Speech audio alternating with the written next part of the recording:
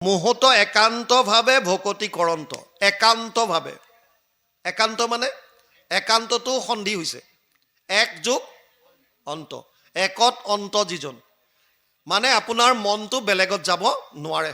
মই অলপ আগত কৈছিলোঁ মন এটা, ফিল্ড আছে দুখন, এফালে ভগৱান, এফালে মায়াৰ সংসাৰ, ধন টকা পইচা পুত্ৰ পৰিবাৰ ঘৰ দুৱাৰ যত যিমান আছে। আপোনাৰ মনটোক ক'ত দি থৈছে সেইটো ডাঙৰ কথা। মনটোৰ খেল কৈ আছে ইয়াত চব। মন ৰাম হৰি বল, ৰাম হৰি বল, মন ৰাম হৰি বল, একদম ক্লিয়াৰ কাট। আপোনাৰ মনটো ক'ত দিছে বাৰে বাৰে চাওক। যদি গীতা শাস্ত্ৰত যায়, গীতাত 700 শ্লোক আছে। গীতাখন আচলতে যদিও আমি সুকীয়া গ্ৰন্থ বুলি ভাবোঁ, গীতা সুকীয়া নহয়, মহাভাৰতৰ ভিতৰৰ বস্তু। 18টা পৰ্বৰ, ভীষ্ম পৰ্বৰ 25 অধ্যায়ৰ পৰা 42 অধ্যায়লৈ এই 18টা অধ্যায় সুকীয়াকৈ উলিয়াই আনিছে 700 শ্লোক, যাক আমি শ্ৰীমদ ভগৱত গীতা বুলি কওঁ। ইয়াৰ এটা শ্লোকে ধৃতৰাষ্ট্ৰৰ মুখৰ পৰা ওলাইছে সঞ্জয়ৰ প্ৰতি। ধৰ্মক্ষেত্ৰে কুৰুক্ষেত্ৰে সমবেত যুজুৎসৱ মামকাহা পাণ্ডৱা চৈব কিম অকুৰ্বত সঞ্জয়। প্ৰথম অধ্যায় প্ৰথম শ্লোক। সঞ্জয়ক সুধিছে ধৰ্মক্ষেত্ৰ কুৰুক্ষেত্ৰত সমবেত হোৱা মোৰ আৰু পাণ্ডুপুত্ৰ সৈন্যসকলে কি কৰিছিল মোক কোৱা। এইটো হৈছে মূল প্ৰশ্ন। তাৰ উত্তৰত 40টা শ্লোকত সঞ্জয়ে কুৰুক্ষেত্ৰৰ বৰ্ণনা দিছে। মূলত কৃষ্ণ অৰ্জুন সংবাদৰ বিষয়ে কৈছে। বুজি পাইছেনে? অৰ্জুনে 85টা শ্লোকত মনৰ সংশয়বিলাক ভগৱানৰ ওচৰত প্ৰকাশ কৰিছে। 85টা শ্লোক। আৰু ভগৱান কৃষ্ণই 574টা শ্লোকত অৰ্জুনক উপদেশ দিছে। প্ৰথমতেতো অৰ্জুনৰ মনৰ শংকাবিলাক নিৰাকৰণ কৰিবৰ কাৰণে অৰ্জুনে যেনেকৈ যেনেকৈ প্ৰশ্ন কৰিছে তেনেকৈ উত্তৰ দি গৈ আছে। শেষত গৈ নিজৰ সিদ্ধান্ত দিছে, হে অৰ্জুন, তই যি যি সুধিলো তোক ক'লো, এতিয়া গোপনীয়ৰ পৰা গোপনীয় কথাটো শুন। সৰ্বগুহ্যতমম ভূয় শৃণুমে পৰমম বচ ইষ্টসীমি দৃঢ়মিতি তত বক্সামিতে হিতম। অষ্টাদশ অধ্যায় 64 নম্বৰ শ্লোক গীতা। একদম গোপনীয়ৰ পৰা গোপনীয়, সকলো গোপনীয়তকৈ গোপনীয়। ইয়াৰ পিছত আৰু একো নাই আৰু, শেষ আল্টিমেট গীতাৰ সাৰ। কি ক'লেগৈ লাষ্টত? মনটো মোক দে, মন মনাভৱ মদ ভক্ত মধ্যাজি মাম নমস্কৰো মামে বৈশ্যসী সত্যমতে প্ৰতি জানে প্ৰিয় সীমে। অষ্টাদশ অধ্যায় 65 নম্বৰ শ্লোক। মোতে মাত্ৰ সদা দিয়া মন। আৰু শেষত তাৰ পিছতে ক'লে সৰ্বধৰ্মান পৰিত্যাজ্য মামেকম শৰণম ব্ৰজ। অষ্টাদশ অধ্যায় 66 নম্বৰ শ্লোক। চব বাদ দি মোৰ ওচৰত আহ। গতিকে গীতাৰ সাৰ হৈছে চব বাদ দি পেলাই মনটো মোক দি থ আৰু তই গোটেইখিনি মোৰ ওচৰত আহি যা। Total surrender. ইয়াৰ পিছত আৰু একো নাই। মই আছোঁ, মই চব পাবৰ পৰা তোক উদ্ধাৰ কৰিম। এতিয়া ইয়াত কৈছে মোহত একান্তভাৱে ভকতি কৰন্ত। এতিয়া ডাঙৰ কথা হৈছে ভক্তি মানে কি? আমি যিটো বুজি আছোঁ সেইটোৱে নে বেলেগ কিবা আছে? কপিলৰ ভাষাৰে বুজক ভক্তি। নাৰদে কৈছে, নাৰদ ভক্তি সূত্ৰত, স অস্মিন পৰম প্ৰেম অমৃত স্বৰূপাচ। ভক্তি মানে পৰম প্ৰেম, ভাল পোৱা, যি অমৃত স্বৰূপ। ভক্তি মানে ভাল পোৱা। ভাল পাব লাগিব। কাক? মই মোৰ মাক ভাল পাওঁ, মাতৃভক্তি। মই দেউতাক ভাল পাওঁ, পিতৃভক্তি। মই গুৰুজনক ভাল পাওঁ, গুৰু ভক্তি। মই দেশখনক ভাল পাওঁ, দেশভক্তি। মই কৃষ্ণক ভাল পাওঁ, কৃষ্ণ ভক্তি। বুজি পাইছে নাই? যাক আপুনি ভাল পায় তাৰ কাৰণে আপুনি চব কৰিব পাৰে। আৰু 24 ঘণ্টাত আপোনাৰ মন মগজু, আপোনাৰ প্ৰেমিক বা প্ৰেমিকা, যিটো বস্তু বা ব্যক্তি যাক আপুনি ভাল পায়, সেই ভাল পোৱা বস্তু বা ব্যক্তিজনে আপোনাৰ মন মগজু ঘেৰাও কৰি ৰাখে, যাক আপুনি আটাইতকৈ বেছি ভাল পায়। আপুনি ধন ভাল পাইছে, ঘৰ ভাল পাইছে, গাড়ী ভাল পাইছে, মোবাইল ভাল পাইছে, লেপটপ ভাল পাইছে, সন্তান ভাল পাইছে, নাতি ভাল পাইছে, চব ভাল পাইছে, কিন্তু কৃষ্ণক ভাল পাবলৈ শিকা নাই। কিয়? বাকীবিলাকে মোক সুখ দিছে। বুজি পাইছে নাই? গাড়ীখনে মোক সুখ দিছে, মোবাইলটোৱে সুখ দিছে, পত্নীয়ে মোক সুখ দিছে, ল'ৰাটোৱে সুখ দিছে। ভগৱানে কৃষ্ণই মোক কিডাল দিছেহে? বুজি পাইছে নাই? কৃষ্ণই কিটো দিছে যে ভাল পাম? আপুনি যিখন পৃথিৱীত থিয় হৈ আছে, এই পৃথিৱীখন ভগৱান কৃষ্ণৰ সৃষ্টি, পঞ্চভূতৰ এটা ক্ষিতি। আপোনাৰ শৰীৰৰ 30% এই ক্ষিতি আছে। জল, যি পিয়াহত আঁতুৰ হৈ আমি পানী খাওঁ, এই জল কোনে সৃষ্টি কৰিছে? ভগৱানে। আৰু আপোনাৰ শৰীৰৰ 70%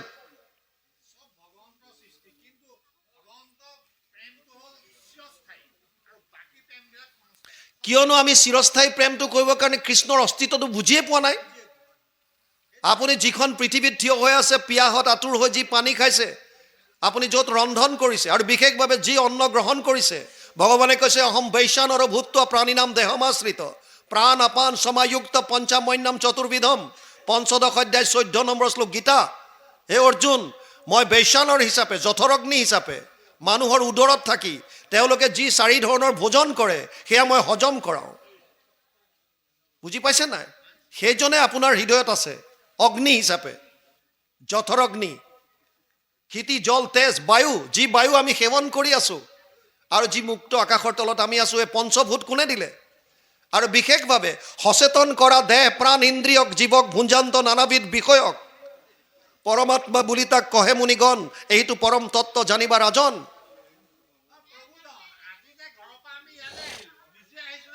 প্ৰভুৰ কৃপা।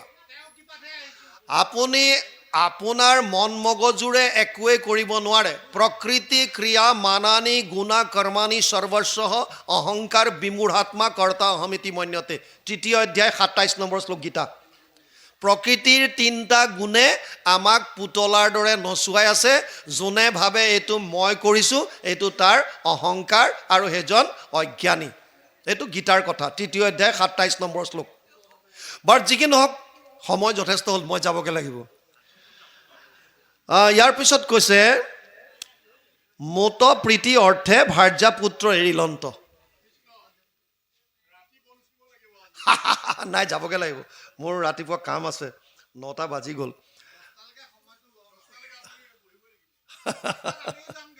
হয়, বাৰু যি কি নহওক, দেৰি হ'ব কিছু, যি কি নহওক দিয়ক, শুনিব বাৰু। ইয়াত বৰ সুন্দৰ কথা এটা কৈছে, মত প্ৰীতি অৰ্থে ভাৰ্যা পুত্ৰ এৰিলন্ত। মোক ভাল পোৱাৰ কাৰণে ভাৰ্যা পুত্ৰ যোনে এৰিলে। এতিয়া কি আচলতে ত্যাগ কৰাৰ কথা কৈছে নেকি? এৰি থৈ গুচি অহাৰ কথা নাই। আসক্তিটো বাদ দিয়ক, কৰ্ম কৰক, আপোনাৰ কৰ্তব্য কৰ্মখিনি সম্পূৰ্ণৰূপে কৰক। নিয়তম কুৰু কৰ্মত্বম কৰ্ম জ্যায়হি অকৰ্মণ শৰীৰ যাত্ৰাপি চতে না প্ৰসিদ্ধেদ অকৰ্মণি, 3 অধ্যায় 8 নম্বৰ শ্লোক গীতা। হে অৰ্জুন, তই তোৰ কৰ্তব্য কৰ্ম সম্পূৰ্ণৰূপে কৰ, নহ'লে এদিন শৰীৰে তোক লগ নিদিয়া হ'ব। কিন্তু আসক্ত হ'বলৈ হাক দিছে। নদীত নাও থাকে, নাও এখন পানীতেই থাকে বা নদীত থাকে, এইটো কোনো চিন্তনীয় বিষয় নহয়। কিন্তু যদি নাওখনত পানী সোমোৱা আৰম্ভ হৈ যায়, তেতিয়া চিন্তনীয় বিষয়। আপুনি এটা বৈয়ামত যদি বটল এটাত মৌ ভৰাই দিয়ে আৰু ওপৰত অকণমানকৈ মৌ লগাই বটলটো যদি থৈ দিয়ে, অলপ পাছত দেখিব তাত মাখি আহিছে। মাখিবিলাক আহি কিছুমানে ওপৰতে পৰি মৌ জোল খাই আছে, ওলাই গুচি গৈছে, মৌ খাইছে, উৰিছে, খাইছে, উৰিছে। তাৰে কিছুমান লাহে লাহে বটলটোৰ ভিতৰত সোমাব আৰু য'ত মৌখিনি প্ৰকৃত আছে তাত গৈ পেলাই মুখ লগাব। মুখ লগোৱাৰ লগে লগে পাখিত মৌ লাগিব আৰু মৌ লগাৰ পাছত সি উৰিব পাৰিবনে? নোৱাৰে, তাৰ মৃত্যু। সেইটোৱেই কৈছে আসক্ত। আপুনি সংসাৰত থাকক, কৰ্তব্য কৰ্ম 100% কৰক, কিন্তু মনটো ঈশ্বৰত লগাই থওক, বছ সিমানেই কথা। তাৰ পাছত কৈছে মোৰ সুমংগল কথা কহন্ত শুনন্ত, মোত মন দিয়া সবে তাপ এৰাৱন্ত। মোৰ সুমংগল কথা কহন্ত শুনন্ত। গীতাত অৰ্জুনক কৈছে জন্ম কৰ্ম চমে দিব্যম এবং য ব্যক্তি তত্ত্বতঃ ত্যক্তা দেহা পুনৰ্জন্ম নেতি মামেতি পাণ্ডৱ, 4 অধ্যায় 9 নম্বৰ শ্লোক গীতা। হে অৰ্জুন, মোৰ জন্ম কৰ্ম চব দিব্য, চব দিব্য। গতিকে যিজনে মোৰ এই জন্ম কৰ্মবিলাক শ্ৰৱণ কৰি কীৰ্তন কৰি তাৰ তত্ত্বটো বুজি পালে, সেইজনে আৰু প্ৰাণ ত্যাগ কৰাৰ পিছত আৰু দুবাৰ আহিব নালাগে, মোক পাব। মোক মানে ন তাত ভাষয়তে সূৰ্য না শশাংক না পাৱক, যত গতোৱা না নিবৰ্তন্তে তৎ ধাম পৰমম মম, 15 অধ্যায় 6 নম্বৰ শ্লোক গীতা। য'ত এইবিলাক চন্দ্ৰ সূৰ্য নক্ষত্ৰবিলাকে পোহৰ কৰিব নালাগে, চব প্ৰকাশিত, য'ত এবাৰ যোৱাৰ পাছত জীৱ পুনৰ ঘূৰি আহিব নালাগে, সেইখনেই মোৰ ধাম, যাক কি বুলি কয়? বৈকুণ্ঠ। বুজি পাইছে? গতিকে ইয়াত কৈছে মোৰ সুমংগল কথা কহন্ত শুনন্ত মত মন দিয়া সবে তাপ এৰাৱন্ত। আমি আৰম্ভণিতে আৰম্ভ কৰিছিলোঁ নহয়, 3টা তাপ, আধি দৈবিক, আধি ভৌতিক আৰু আধ্যাত্মিক। তিনিওটা তাপৰ পৰা পৰিত্ৰাণ, তাপত্ৰয় উন্মূলনম। 3টা তাপৰ পৰা পৰিত্ৰাণ পাব পৰা উপায় এটাই আছে, সেইটো হৈছে কৃষ্ণত একান্তভাৱে শৰণ হৈ তেওঁৰ লীলাসমূহ ভকতৰ সংগত শ্ৰৱণ কীৰ্তন যিমান পাৰে শুনিব লাগিব। আচ্ছা, শুনাটো কিয় প্ৰমুখ কৰিলে বাৰু? ভগৱানে গুৰুজনাই আমাক যে নৱবিধ ভক্তিৰ ভিতৰত শ্ৰৱণক প্ৰমুখতা দিলে কিয়? শুনক, তত্ত্ববিলাক বুজি যাওক, খালি 9:30 এৰিম আৰু মৰম লগাই লগাই 9:30 বজাত উঠিব লাগিব। শ্ৰৱণক কিয় প্ৰমুখতা দিলে? আচ্ছা, আইসকলে যেতিয়া সাজি কাচি বিয়া খাবলৈ যায় ক'ৰবাত, খুব ধুনীয়াকৈ সাজপাৰ কৰি, এতিয়া বিয়া ঘৰত যদি কোনোবা এগৰাকীয়ে যদি আপোনাৰ কাপোৰযোৰৰ প্ৰশংসা কৰি দিলে, আইগৰাকীয়ে কিন্তু বৰ ধুনীয়া কাপোৰ পিন্ধি আহিছে দেই, এইযোৰ কেতিয়া ল'লে? যদি আপুনি কেনেবাকৈ 4-5 বছৰ আগতো লোৱা হয়, এই সিদিনা লৈছোঁ অলপতে, মানে ফুটানি আহিলে আৰু। তাৰপিছত বিয়া ঘৰত ঠাণ্ডা খুৱাওক, কিবা খুৱাওক, কিবা একো কথা নাই। কিয়? এই আহি গ'লোঁ একদম ফূৰ্তিত। কিয়? একদম কাপোৰযোৰৰ প্ৰশংসা কৰিলে। আচ্ছা, কি ক'লে তেওঁ? মাত্ৰ শব্দ কেইটামান, বুজি পালে? আৰু যদি এনেকুৱা কেইটামান শব্দ কয় যিটো বস্তু আপুনি শুনিব বিচৰা নাছিল, তেতিয়া খং উঠিব, তেতিয়া দুখ লাগিব। তাৰ মানে কি? তাৰ মানে সাধাৰণ কিছুমান শব্দ, সাধাৰণ কিছুমান গ্ৰাম্য কথা আমাৰ কৰ্ণৰ ৰন্ধ্ৰই দি হৃদয়ত প্ৰৱেশ কৰি যদি আমাৰ ইন্দ্ৰিয়ৰ অনুকূল হয়, তেতিয়াহ'লে আমাক আনন্দিত কৰে। আৰু যদি আমি নিবিচৰা ধৰণৰ হয়, তেতিয়াহ'লে আমাক দূষিত কৰে বা ক্ৰোধিত কৰে। সাধাৰণ গ্ৰাম্য কথাই যদি আমাক প্ৰভাৱিত কৰিব পাৰে, তেতিয়াহ'লে ভগৱান কৃষ্ণৰ ভাগৱতৰ শব্দ, ভগৱানে কৈছে তেনেয়ম বাংময় মূৰ্তি প্ৰত্যক্ষ বৰ্ততে হৰি সেৱাত শ্ৰৱণাত পথত দৰ্শনাত পাপনাশিনী। ভগৱান কৃষ্ণৰ বাংময় মূৰ্তি, তেতিয়া কৃষ্ণময় শব্দবিলাকে আপোনাক একো নকৰিবনে? কৰিব নাই?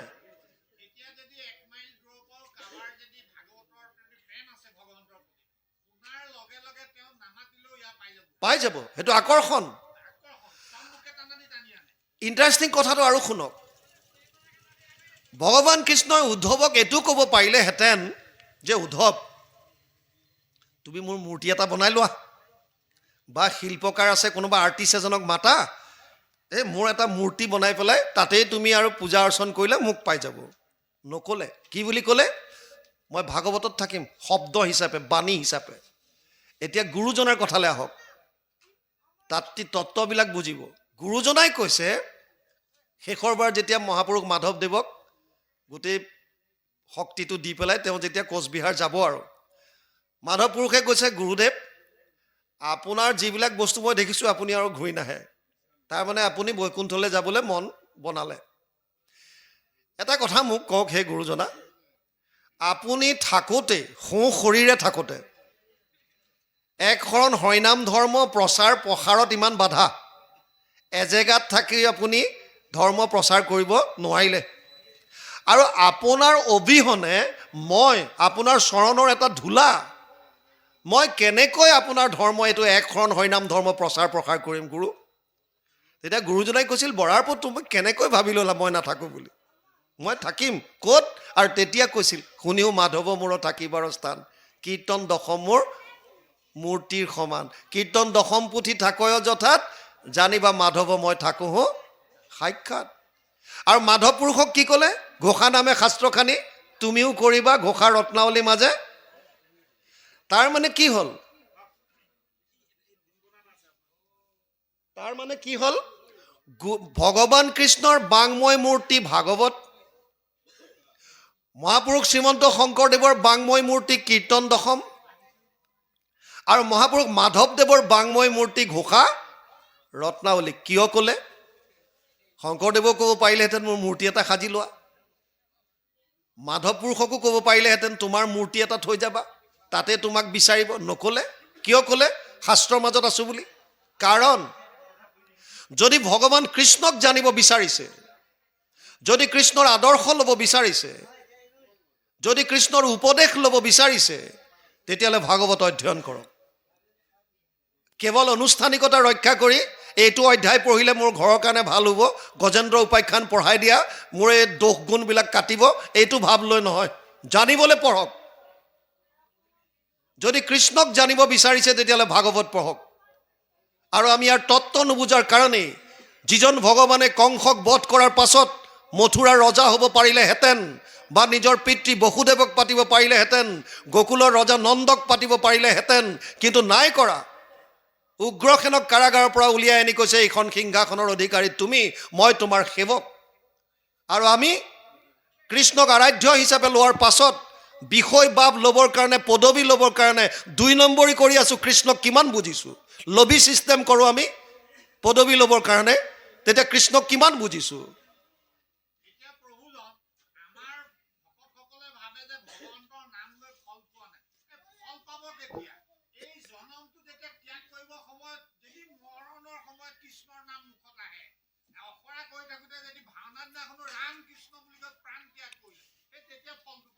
নাই, গীতাত কৈছে অন্তকালেশ মামেবম স্মৰণ মুক্ত কলেবৰম ইয় প্ৰয়াতিস্ব মদভাৱম ইয়াতি নাস্তিত্ৰ সংশয়। 8ম অধ্যায় 5 নম্বৰ শ্লোক গীতা। মই সেইটো কথালৈ যোৱাই নাই। মই কৈছোঁ যে কৃষ্ণক যদি জানিব বিচাৰিছে, যিজন কৃষ্ণই গোটেইটো জীৱন নিজক সেৱক হিচাপে ৰাখিলে, নিজে কোনো বিষয় ভাৱ নোলোৱাকৈ, আপোনাক ৰাইজে পাতি দিছে কোনোবা এটা পদবীত, আপুনি কৰিছে ৰাইজৰ অৰ্থে নিস্বাৰ্থভাৱে, আপুনি উপযুক্ত ব্যক্তিয়ে উপযুক্ত পাইছে। কিন্তু আপুনি যদি লবি ছিষ্টেম কৰি 2 নম্বৰী কৰি দুৰ্নীতি কৰি কিবা এটা পদত অধিষ্ঠিত হ'ব বিচাৰিছে, তেতিয়াহ'লে আপুনি কৃষ্ণক আৰাধ্য হিচাপে মনাৰ কোনো অধিকাৰ নাই।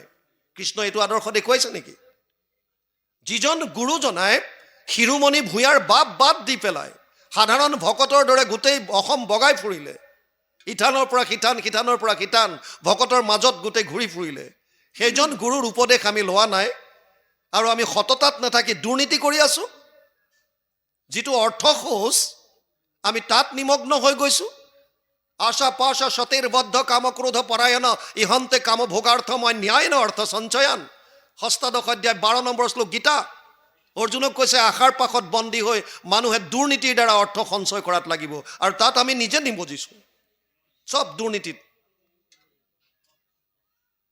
গুৰুজনাক যদি জানিব বিচাৰিছে, কীৰ্তন 10ম অধ্যয়ন কৰক। 10ম কৰ? ভাগৱতৰ। ভাগৱতত কোন বাংময় আছে? ভগৱান কৃষ্ণ। তেতিয়াহ'লে 10মত গুৰুজনা আছোঁ বুলি কৈছে, তাৰ মানে কি?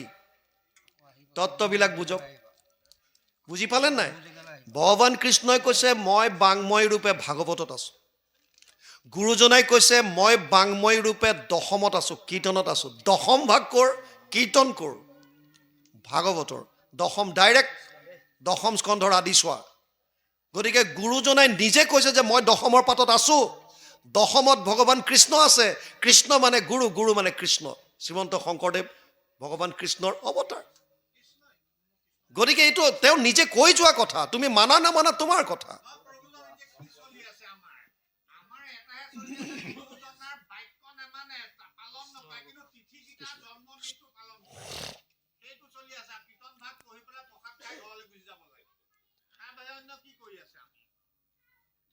তাৰপাছত ইয়াত কৈছে, এতিয়া মোত মন দিয়া হবে তাপেৰা অন্ত, তাৰাক বোলয় সাধু জানিবাহা আই, তাৰাৰ সংগক তুমি প্ৰাৰ্থিবা সদায়। আৰু মোৰ অখণ্ডিত বীৰ্য প্ৰকাশক কৰ্ণৰ মনৰ সদা আনন্দকাৰক, হেন কথা উপজয় সাধুৰ সংগত, তাক যাৰা সাৱধানে শুনয় সতত, অল্পকালে ঈশ্বৰত তাৰাৰ নিশ্চয়, শ্ৰদ্ধা ৰতি ভক্তি অনুক্ৰমে উপজয়। মোৰ যিবিলাক কথা, এয়া কোনে আলোচনা কৰিব? ভকতে, যিজনে মোক ভাল পায়, যিজনে মোক ভক্তি কৰে। ভক্তি মানে আমি কৈছিলোঁ অথনি প্ৰেম। কপিল প্ৰভুৱে নাৰদে ভক্তি সূত্ৰত কৈছে ভক্তি মানে হৈছে পৰম প্ৰেম। প্ৰেম কেনেকৈ কৰিবা? এতিয়া ক'ত আছে ভগৱান কৃষ্ণক? তেতিয়াহ'লে ভক্তি কৰিলে কেনেকৈ কৰিম? ভগৱান যদি সকলোতে আছে, ভক্তি কেনেকৈ হ'ব? অহম সৰ্বেষু ভূতেষু ভূতাত্মানাম অৱস্থিত সদা, তম অৱজ্ঞায় মাম মৰ্ত কুৰুতে অৰ্চ বিৰম্বনম। 3:29-21 তৃতীয় স্কন্ধ 29 নম্বৰ অধ্যায় 21 নম্বৰ শ্লোক। মই সকলোতে আছোঁ। যদি সকলোতে আছে, তেতিয়া ভক্তি কেনেকৈ কৰিম? এতিয়া প্ৰেম কেনেকৈ কৰিম? কপিলে ক্লিয়াৰ কাট কৈছে। আজি পাঠৰ সাৰ মৰ্ম, অত মাম সৰ্বভূতেষু ভূতাত্মানম কৃতালয়ম অৰ্হয়েত দান মানভ্যম মৈত্ৰেয় অভিন্নেন চক্ষুষা। 3:29-27 তৃতীয় স্কন্ধ 29 নম্বৰ অধ্যায় 27 নম্বৰ শ্লোক ভাগৱত। কপিলে কৈছে, মা মই যিহেতু সমস্ত ভূতত ব্যাপ্তমান হৈ আছো, মোক কেনেকৈ ভক্তি কৰিব লাগে তুমি শুনা। প্ৰথম কৈছে মোক দান কৰিবা। কেনেকৈ? আপোনাৰ ঘৰৰ চোতালত চৰাই কেইটামান পৰে ৰাতিপুৱা, আপুনি বিষ্ণুময় জ্ঞান কৰি এমুঠি চাউলটো দিব পাৰে। দি চাওকচোন আনন্দটো কেনেকুৱা আহিব। এদিন দিয়ক, দুদিন দিয়ক, 3 দিন দিয়ক। 4 দিনৰ দিনা নিদিয়াকৈ থাকিব, সিহঁতে আহি মাতি থাকিব, দে ভাই সময়ত মাতিব আপোনাক, মোক চাউলটো দে। দিয়ালোকে গম পাব, তাৰ আনন্দটো আপুনি তেতিয়া উপলব্ধি কৰিব। আপোনাৰ গেটৰ ওচৰত গৰমত গাই এজনী চটফটাই আছে, পানী এবাল্টি নি পেলাই খুৱাই পেলাই আনন্দটো লওক বিষ্ণুময় জ্ঞান কৰি।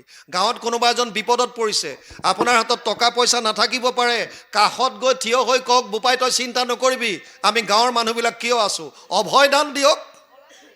কোনোবা এজন সৎ কাম কৰিবলৈ ওলাইছে, আপোনাৰ শাৰীৰিক ক্ষমতা নাই সহায় কৰিবলৈ, আৰ্থিক সহায় কৰিবৰ কাৰণে সামৰ্থ্য নাই, আশীৰ্বাদ দিয়ক। অ উপায়, যা তই ভাল কাম কৰিবলৈ ওলাইছ, ভগৱানে তোৰ মংগল কৰক, আশীৰ্বাদ কৰিছো, কৰক। সেইটো এটা দান। আৰু যদি অৰ্থ আছে আপোনাৰ, দিব যদি পাৰে, তেতিয়াহ'লে দিয়ক। অৰ্থ দিব পাৰিলে ভাল, কিন্তু কেনেকৈ দিব? দাতব্যম ইতি যদ দানম দিয়তে অনুপকাৰিণে দেশে কালে চ পাত্ৰে চ তদ্দানম সাত্বিকম স্মৃতম। সপ্তদশ অধ্যায় 20 নম্বৰ শ্লোক গীতা। হে অৰ্জুন, দান দিলে বিনিময় নিবিচাৰিবা। কিন্তু আমি ফেন এখনো যদি নামঘৰত দিওঁ, ব্লেডখনত লিখা দিওঁ দাতা, দাতা অমুক, কি হ'ব তেতিয়া? লিখি দিলে কি, নিলিখিলে কি লাভ? লিখি দিলে আপুনি ফলটো পাব। চাওক, যিকোনো কৰ্মৰ ফল এবাৰেই পাব, হয়তো ভাল, নহ'লে বেয়া, নহ'লে মিশ্ৰিত, যিকোনো এটা ফল পাব। ফেনখনত আপুনি দাতা বুলি লিখি দিলে আপুনি এটা ফল পাব। কি ফল? নামঘৰলৈ যোনেই যায়, ফেনখন যদি ৰৈ আছে দেখা পায়, চবে ক'ব অমুকৰ ঘৰৰ পৰা দিছে, সেইখন দিছে। তাৰমানে প্ৰচাৰ মাধ্যম, আপোনাৰ প্ৰচাৰ হৈ আছে, দাতা। আৰু যদি আপুনি একো নিলিখে, তেতিয়া আপুনি ফেন এখন দি কমিটিক ক'লে যে কৃষ্ণ সেৱা লৈছোঁ দেই, মোৰ নামটো যাতে ক'তো নাহে, মই দি দিলোঁ আৰু ইয়াত মোৰ অধিকাৰ নাই, এই ভগৱানৰ নামত অৰ্পণ কৰিলোঁ, কৃষ্ণ মোৰ নাম চাম একো দিব নালাগে, হৈ গ'ল। এতিয়া দুৰ্বাসাক ভগৱানে কৈছে, অহম ভক্ত পৰাধীন হি অস্বতন্ত্ৰ এব দ্বিজ 9:4-63 নৱম স্কন্ধ 4ৰ্থ অধ্যায় 63 নম্বৰ শ্লোক। মই ভক্তৰ অধীন, মই স্বতন্ত্ৰ নহয়। ভগৱান এতিয়া বাউণ্ড হৈ যাব আপোনাক সহায় কৰিবৰ কাৰণে। আৰু শাস্ত্ৰই কৈছে, একগুণ লগাইলে সহস্ৰ গুণ হয়। আপুনি পাব এতিয়া, বুজি পাইছেনে? গতিকে দান দি কেতিয়াও বিনিময় বিচাৰিব নালাগে। দান কেতিয়া দিব? দেশে কালে চ পাত্ৰে চ, দেশ কাল আৰু পাত্ৰ চাই। সন্ধিয়া সময়ত এজন মানুহ আহি আপোনাক কৈছে, অ' বাপ টকা 50টা দিয়কচোন। আৰু আপুনি জানে যে এই মুহূৰ্তত যদি ইয়াক টকা 50টা দিওঁ, ইয়াৰ গন্তব্য স্থান কি? আপুনি ভালকে জানে, এই মুহূৰ্তত যদি ইয়াৰ হাতত 50 টকা দিওঁ ক'ত যাব? তথাপিও আপুনি তাক ভাবিছে যে দান দিয়াটো ভাল, গতিকে বোপায়ো তই 50 টকা লৈ যা। আৰু সিও বেটাই লৈয়ে ৰোৱা নাই, চিধাই গৈ ফূৰ্তি পানী খাই ঘৰত গৈ পেলাই হাতক কষ্ট দিয়া নাই, ভৰিয়ে গোৰ মাৰিহে দুৱাৰ খুলিছে। বুজি পাইছেনে? এই যে ঘৰত অশান্তি কৰি যিখিনি কষ্ট তাত পাইছে, সেই তাৰ পাপৰ ভাগি আপুনি হ'ব। ব্যাসে নিজে বলি দিয়া নাছিল, কিন্তু ব্যাসে নিজে বলি নিদিলেও, ঘৰৰ পৰা ফোন কৰি আছে বাৰু, যিকোনো ব্যাসে নিজে বলি নিদিলেও পুৰাণত লিখি দিলে যে বলি দিব লাগে। বস্তুটো বুজিছেনে? গতিকে ব্যাস তাৰ পাপৰ ভাগি হৈ আছিল, আৰু সেইকাৰণে উগুল থুগুল চিত্ত নাহি সুখ শান্তি, নজানন্ত কৃষক মনত গুণী গান্তি। আৰু তাৰ কথাটোৱে নাৰদে কৈছিল, নাৰদ বদতি শুনা মহামুনি ব্যাস, তুমি সে কৰিলা জগতকে সৰ্বনাশ, নিৰন্তৰে প্ৰাণীৰ লোৱাইলা তুমি প্ৰাণ। লোলা বুলি নাই কোৱা, নিৰন্তৰে প্ৰাণীৰ লোৱাইলা তুমি প্ৰাণ, নাহি মন্দ কৰ্ম আৰু ইহাৰ সমান। বুজি পাইছে? গতিকে দান য'তে ত'তে দিব নোৱাৰে। হয়,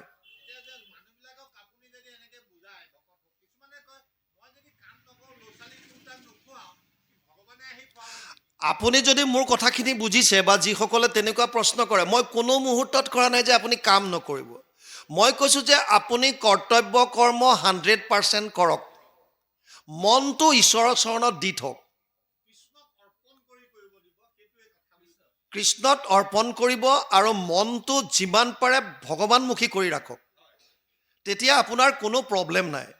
সেই কৰ্মটোকে আপোনাৰ ভগৱানত অৰ্পণ কৰি দিয়াৰ লগে লগে তাৰ ফলবিলাক আপোনাক বন্ধনত আহিব নোৱাৰে। সেইটোৱে হৈছে মূল লজিক।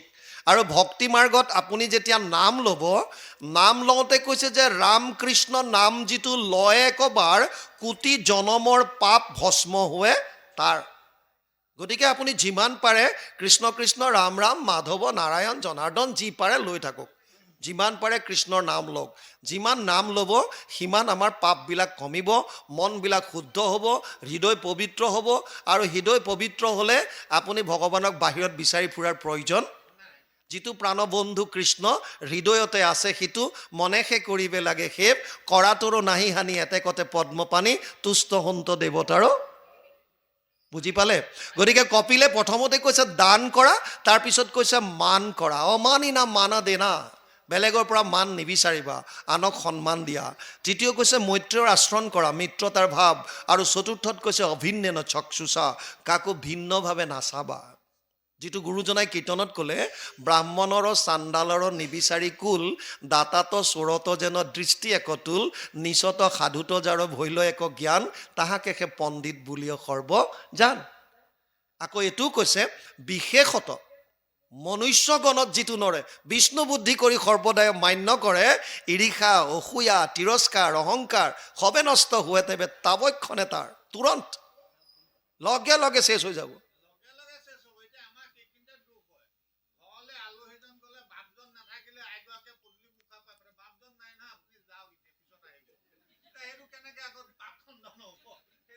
সেইখিনিৰ কাৰণে এনেকুৱা অনুষ্ঠানৰ প্ৰয়োজন, য'ত আমি কথাবিলাক বুজিব পাৰোঁ। কিন্তু এটা বৈঠকত শুনি পেলাই গ্ৰহণ কৰিব পৰা ব্ৰেইনৰ যিটো কেপাচিটি, সেইটো হৈছে কেৱল 45 মিনিট, যিটো ইতিমধ্যে পাৰ হৈ গ'ল। এটা বৈঠকত বহি পেলাই শুনি পেলাই গ্ৰহণ কৰিব পৰা ব্ৰেইনৰ কেপাচিটি হৈছে 45 মিনিট। সেইকাৰণে স্কুল কলেজৰ পিৰিয়ডবিলাক 45 মিনিটৰ হয়। কিন্তু ভক্তি মাৰ্গৰ কথা, ভগৱান কৃষ্ণৰ কথা, শ্ৰৱণ কীৰ্তন ইয়াৰ ব্যতিক্ৰম হ'ব পাৰে। 2-3 ঘণ্টা আমি এটা বৈঠকত শুনাৰ ইমানখিনি শাৰীৰিক ক্ষমতা আছে। যদিও সুখদেৱে 7 দিন কৈছিল, পৰীক্ষিতে 7 দিন 7 ৰাতি শুনিছিল, কিন্তু আমাৰ সেইখিনি সক্ষমতা বৰ্তমান নাই। তথাপিও 2-3 ঘণ্টা আমি শুনিলোঁ। গতিকে এতিয়া সময় যথেষ্ট হ'ল। বাপ বান্ধৱ ভাই মাতৃ সমস্ত, কাইলৈ এটা দিন মাজত মোৰ গেপ আছে, তাকো অকণমান বেলেগ কিবা এটা ঘৰুৱা কামত ৰাখিছোঁ। সেইটো আজি ভাবিছিলোঁ মই 9টাত উঠিম বুলি, কিন্তু যি কি নহওক আপোনালোকৰ যিটো শ্ৰদ্ধা, যিটো আগ্ৰহ, সেইটোৰ প্ৰতি মোৰ ভাল লাগিছে, ইমান আগ্ৰহেৰে পায়। গতিকে নহয় মই পাতনিহে মেলিছোঁ, শেষ কৰা নাই। পাতনিটো মেলিছোঁ আৰু। কাৰণ শুনক, বেছি দেৰি কৰিলে ভয় লাগে। মাজতে আমাৰ তাত 90 বছৰীয়া বুঢ়ী এগৰাকী কোৰ্টত ডিভৰ্চ বিচাৰি গৈছিল। তেতিয়া জাজে সুধিছে ডাইৰেক্টে, মাজত উকিল লোৱা নাই। আৰু জাজে কৈছে আইতা আপোনাৰ বয়স কিমান হ'ব? বুঢ়ীগৰাকীয়ে কৈছে উপায় মোৰ এতিয়া 90 বছৰমান হ'ল। জাজে কৈছে আইতা এই 90 বছৰ বয়সত আপুনি ডিভৰ্চ বিচাৰি আহিছে, বেয়া লগা নাই? কৈছে বেয়া কিয় লাগিব, এই মানুহটোৰ লগত আৰু মই এক মুহূৰ্ত থাকিব নোৱাৰোঁ। মানুহজন ক'ত? কৈছে সেইজন বহি আছে। কোৰ্টৰ বেলেগ এটা ছাইডত দেখুৱাই দিছে, এনেকৈ হাতত লাখুটি লৈ বুঢ়া মানুহ এজন বহি আছে, হাত কঁপি আছে, নাৰ্ভৰ প্ৰব্লেম। জাজে সুধিছে দেউতা আপোনাৰ বয়স কিমান হ'ব বাৰু? বুঢ়াই কৈছে বোপাই মোৰ 95 মান হ'ল। জাজে কৈছে আপোনাৰ বেয়া লগা নাই, এই 95 বছৰত আপুনি ডিভৰ্চ বিচাৰি আহিছে? বুঢ়াই কৈছে ধাত, মই এইবিলাক বুজিয়ে নাপাওঁ কি বস্তু হয়, মৰতীয়ে লৈ আহিছে কাৰণে আহিছোঁ, যি লাগে তাইকে সোধ। জাজে কৈছে আইতা আপোনাৰ মানুহটোৱে চোন ডিভৰ্চ বুজিয়ে নাপায়, আপুনি লৈ আহিছে, আৰু তেওঁকতো ডিভৰ্চ নালাগে বুলি কৈছে। কৈছে তেওঁক কিয় লাগিব, কষ্টটো তেওঁ ভোগ কৰিছেনে মই? জাজে কৈছে আপুনি এনেকুৱা কি কষ্ট পাইছে? কৈছে এই মানুহটোৱে মোক যিমান গালি খপনি পাৰে চব মই শুনিব লাগে। এইটোত আইতা আপুনি ডিভৰ্চ নাপায় কিয়? এই গিৰিয়েকে গালি পাৰিলে ঘৈণীয়েকে শুনিব, এইটো কি ডাঙৰ কথা? আপুনি কেতিয়াবা গালি পাৰি দিব, তেওঁ শুনিব। বুঢ়ীয়ে কৈছে তাতেইতো সমস্যা। কি সমস্যা? এই মানুহটোৱে কাণেৰে কম শুনে। জাজে কৈছে এইটোতো আপুনি নাপায়। কিয় নাপায়? আজিকালি কাণেৰে শুনা মেচিন পায় নহয় আইতা, হিয়াৰিং এইড বুলি কয়। অঁ জানো দে, হিয়াৰিং এইড নে কি, সেইডাল আনি দিছোঁ। জাজে কৈছে তেতিয়া আপোনাৰ কি সমস্যা? যদি কাণেৰে শুনা মেচিন আনি দিছে, সমস্যাটো কি? বুঢ়ীয়ে কৈছে যেতিয়াই মানুহটোক গালি পাৰোঁ মেচিনটো খুলি থয়। আমাৰো ভয় লাগে। আমাৰ ইয়াৰ পৰা দীঘলীয়া যদি হৈ থাকে, শ্ৰোতাই যদি বোলে এবিধ খুলিলোঁ বেটা তই কিমান কৈ থাক, আমি এবাৰ থলোঁ, তেতিয়া লাভ নহ'ব। সেইকাৰণে সময়ত সামৰি দিয়াটো ভাল। এখন ষ্টেজত এটা মানুহে কবিতা পাঠ কৰি আছে, সন্মুখত এটাই লাখুটি এডাল লৈ ইফাল সিফালকৈ ঘূৰি ফুৰিছে। বাৰে বাৰে সি কবিতা পাঠ কৰি আছে, মানুহটোলৈ চাই লাখুটি লৈ ইফাল সিফাল গৈ আছে। তো এবাৰ সি মানে অতিষ্ঠ হৈ সুধিছে, হেৰা তুমি এই লাখুটি লৈ যে এনেকৈ ঘূৰি আছে যে কি মানে কথাটো কি? নাই আপুনি জাৰি ৰাখক। কিয়? মই আপোনাক একো ক'বলৈ নাযাওঁ, মই সেই মানুহটোক বিচাৰি আছোঁ যোনে আপোনাক মাতিছিলে। তেনেকুৱা চিটুৱেশ্যন নাহক। সেইকাৰণে আমি সময়ত এৰি দিয়াটো ভাল। বাৰু যি কি নহওক, এইটো অধ্যায়ো পৰিছে। বাপ দুজনৰ সুন্দৰ কণ্ঠ অকণমান আছে, পাঠ কৰি দিয়ক, তাৰপিছত আমি